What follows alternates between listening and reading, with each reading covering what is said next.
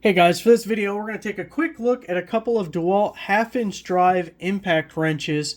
These things are very similar, but there are some important differences, so I want to point those out so you can make the most informed decision as you can on which impact wrench is best for you. So first off, on the left, we have the DCF 911B. We always add B to the end anytime we're looking at a bare tool. We don't have batteries and chargers here, so these are just the tools themselves. On the right, we have the DCF 921B. So again, both part of the 20-volt lineup, both are brushless tools, both are half-inch drive, both have hog ring anvils, both have the same ring light. As you can see, the size and shape are relatively the same. This one's kind of angled up more, where this is a 90-degree angle, but size, shape, weight, brushless motors. I mean, there are a lot of similarities between these guys.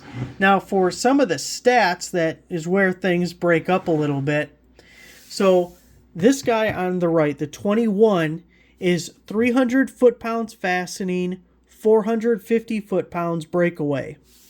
The 11 is 250 foot-pounds fastening and 400 foot-pounds breakaway. So both metrics are 50 less for the 911. Now, the other metric that may be important to you, impacts per minute. The 911 is 3250. The 921 is 3550. Now, another maybe major difference to you, they both have variable speed triggers, but there's no switching mechanism here. There's no buttons or anything. This is just the variable speed. Otherwise, one speed, no other modes to it. Now this guy has a bunch of modes if we look down at the bottom.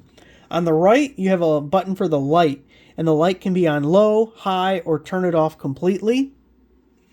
On the left, we have our mode selector, we have our precision wrench mode, we have the timber mode, and then we have speed 1 and speed 2. As far as how fast this guy goes, the precision wrench, the timber mode, and speed 2 are all the same speed.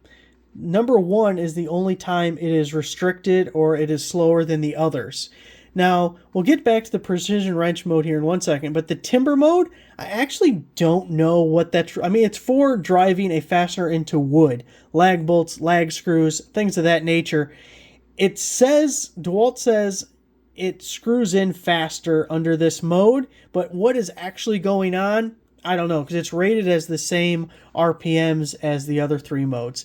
Now, precision wrench is actually kind of a cool mode, and it does two things. When you are tightening a fastener, it'll wind it in at full speed or whatever speed you have on the trigger, and once it meets enough resistance that the impacts need to kick in, it'll momentarily stop.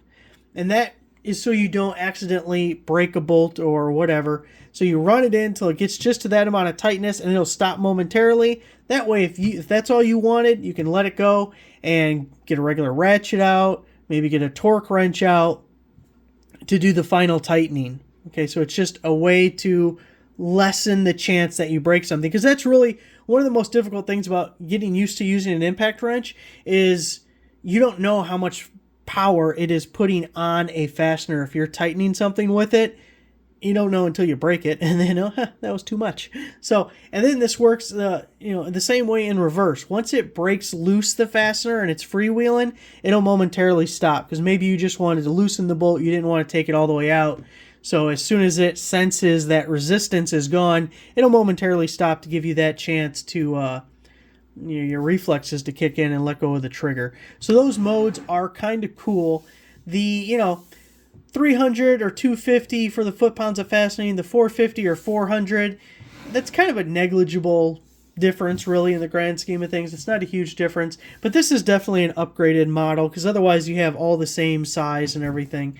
The modes are definitely something nicer. The only drawback to modes in this panel here is it does introduce a point of failure.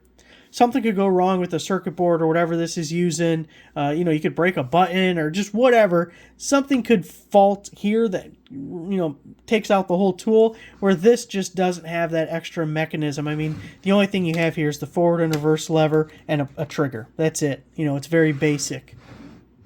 So that may be a benefit to it. But otherwise, these are very similar, just a little bit more power, and obviously these modes on the 921. So hopefully that was helpful. Thanks for watching.